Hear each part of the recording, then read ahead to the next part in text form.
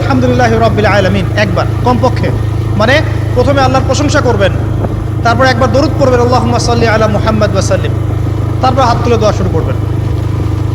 বৃষ্টি পড়ছে, দোয়া শুরু করে দেন, দোয়া কবুল হবে ইনশাআল্লাহ।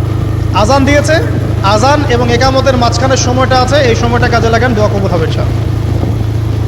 নামাজে দাঁড়িয়েছেন, সেজদায় গিয়েছেন, সেজদায় দোয়া করেন, দোয়া কবুল হবে ইনশাআল্লাহ। প্রশ্ন করে অনেকে যে ভাই সেজদায় কি বাংলায় দোয়া করা যাবে?